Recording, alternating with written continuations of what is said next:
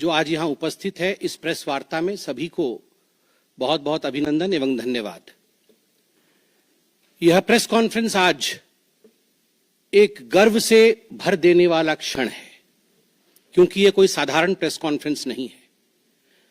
मैं बैठा जरूर भारतीय जनता पार्टी के कक्ष में हूं, हेड ऑफिस में हूं, मगर मुझे लगता है मैं केवल एक भारतीय जनता पार्टी के प्रवक्ता के नाते नहीं, केवल भारतीय जनता पार्टी के एक सांसद या कार्यकर्ता के नाते नहीं, एक भारतीय के नाते, एक इंडियन के नाते आज ये प्रेस कॉन्फ्रेंस कर रहा हूं।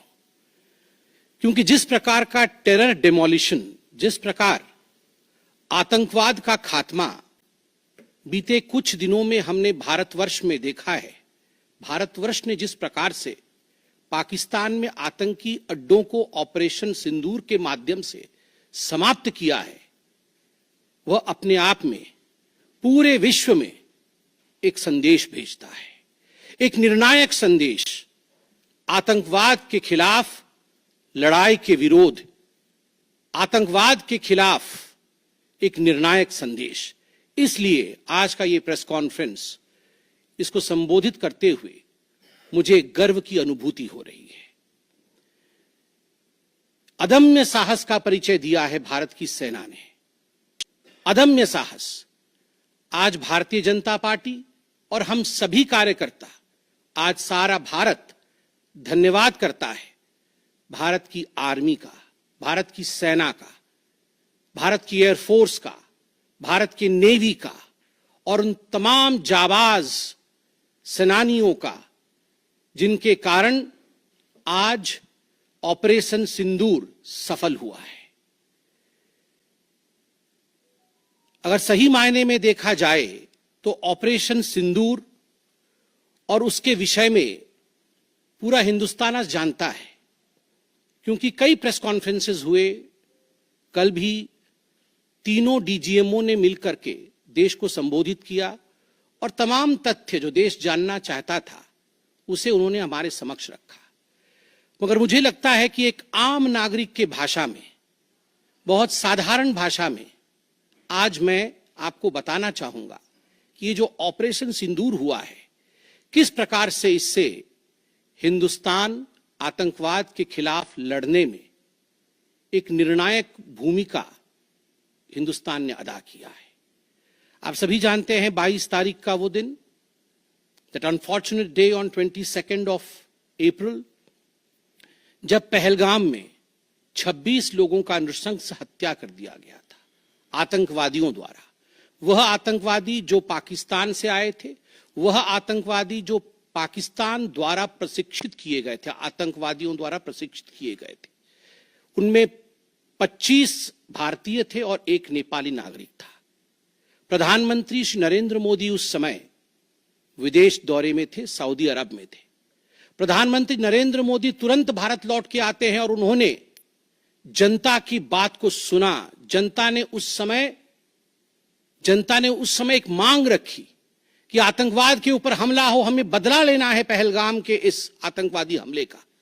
प्रधानमंत्री ने बिहार की भूमि से ऐलान किया और यह वादा किया कि मैं वादा करता हूं कि जो आपकी इच्छा है कि आतंकवाद के खिलाफ हमला होगा, हम पहलगाम के इस आतंकवादी हमले का बदला लेंगे। We will avenge the death of 26 people. प्रधानमंत्री ने कहा यह जो बदला होगा, यह आतंकवादियों के कल्पना से बाहर का बदला होगा, और जो बदला हुआ वो आतंकवादियों के कल्पना के बाहर का बदला था। प्रधानमंत्री जी ने कहा कि हम घुस के मारेंगे और मिट्टी में मिलाएंगे आतंकवादी के ठिकानों को, और आतंकवादियों के ठिकानों को प्रधानमंत्री नरेंद्र मोदी जी के निर्णय ने और हमारे सेना के अदम्य साहस ने मिट्टी में मिलाने का काम किया। यह वादा प्रधानमंत्री नरेंद्र मोदी जी का था। 22 तारीख से 7 मई तक लगभग ये 14 दिन आप सभी ने देखा, पूरे भारतवर्ष में एक प्रकार से एक माहौल टेंशन का था, प्रेशर का था कि तुरंत निर्णय किया जाए, तुरंत एक्शन में आया जाए। बहुत सूझबूझ के साथ, सोच समझ करके, स्ट्रैटेजी के साथ पाकिस्तान भी जानता था कि हमला होगा, एयर स्ट्राइक पहले हो चुका था, किस प्रकार सर्जिकल स्ट्राइक पहले हो चुकी थी। पाकिस्तान पूरी तरह जानता था कि इस बार भी छोड़ा नहीं जाएगा, मगर उसके बावजूद पाकिस्तान इतना दिमाग लगाने के पश्चात वह डेट नहीं जान पाया जिस दिन यह हमला होना था। 22 तारीख से 7 तारीख के बीच में कुछ नॉन मिलिट्री एक्शंस जिन्होंने पाकिस्तान को कमजोर किया, वह प्रधानमंत्री नरेंद्र मोदी जी ने और भारत की सरकार ने लिया। ये जो ऑपरेशन सिंदूर है, इसका एक मिलिट्री पोर्शन है तो एक नॉन मिलिट्री पोर्शन भी है। और नॉन मिलिट्री पोर्शन में सबसे बड़ी बात, इंडस वाटर ट्रीटी, जो सिंधु नदी समझौता 1960 का था, उसे स्थगित किया गया, अबेयंस में रखा गया। आप सभी जानते हैं लगभग 90% पाकिस्तान जो है इसी पानी पर निर्भर करता है। लगभग 80% उनका जो कृषि है इस पानी पर निर्भर करता है। इस पानी को यदि रोक दिया जाए तो पाकिस्तान की 1/4 जीडीपी गिर जाती है। इस पाकिस्तान को अगर इस पानी से वंचित रखा जाए तो पाकिस्तान के हालात वैसे होंगे कि उनकी जीडीपी लुढ़केगी, कृषि लुढ़केगा। केवल कृषि और जीडीपी नहीं, उनके पावर कट्स होंगे और इस प्रकार का माहौल पाकिस्तान में पैदा होगा कि पाकिस्तान एक फ्रजाइल स्टेट के रूप में, अभी भी फ्रजाइल है, और फ्रजाइल स्टेट के रूप में वो सामने आएगा। झेलम और चनाब अब संपूर्ण रूप से भारत सरकार के अधिकार में है, अधिकार क्षेत्र में है। और जिस प्रकार से यहां हम बांध बनाने की और रिवर को आगे बढ़ाने की बात कर रहे हैं, नए रिजर्वॉयर, इरिगेशन और हाइड्रो पावर से जम्मू कश्मीर, लद्दाख, पंजाब एवं हरियाणा, इन राज्यों को बहुत फायदा मिलने वाला है। ये कहा गया कि पानी और खून एक साथ नहीं बहेगा।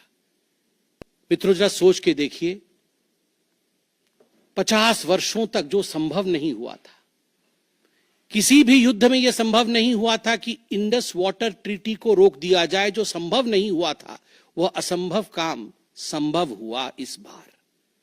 अटारी वाघा बॉर्डर को भी रोक दिया गया। दोनों देशों के बीच में कोई ट्रेड नहीं होगा और इसका खामियाजा कोई भुगतेगा तो वो पाकिस्तान की इकोनॉमी भुगतेगी। इसके साथ ही जिन लोगों के पास पाकिस्तान का वीजा था और वो हिंदुस्तान में, पाकिस्तान के नागरिक जो हिंदुस्तान के वीजा के साथ भारतवर्ष में रह रहे थे, उन सब को बाहर निकाला गया।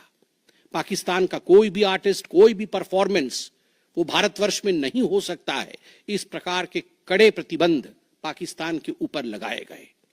माननीय प्रधानमंत्री श्री नरेंद्र मोदी जी ने लगभग 20 देशों के राष्ट्राध्यक्षों से सीधी बातचीत की। How to isolate Pakistan, how to fight against terrorism.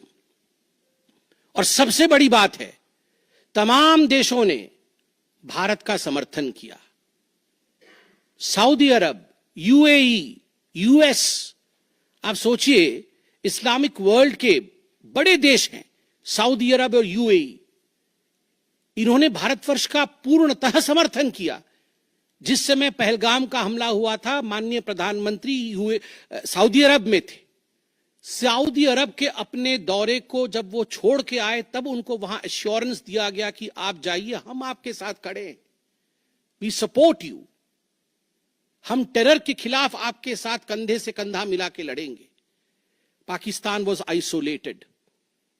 ये जो नॉन मिलिट्री एक्शन लिया गया, आज मैं कहना चाहता हूं कि 50 वर्षों से भी अधिक समय तक जो टूल्स कभी इस्तेमाल नहीं किए गए थे, जिस क्षेत्र में भारतवर्ष कभी नहीं गया था, वह टूल्स इस्तेमाल किए गए। और अपने आप में भारत के लिए यह बहुत बड़ी बात है। बहुत बड़ी बात है कि इंडस वाटर ट्रीटी को रोका गया। 20 से अधिक देशों का समर्थन, आतंकवाद के खिलाफ एक निर्णायक हमले की तैयारी। और 6 और 7 मई 2025 उस रात निर्णायक हमला होता है आतंकवाद के ऊपर।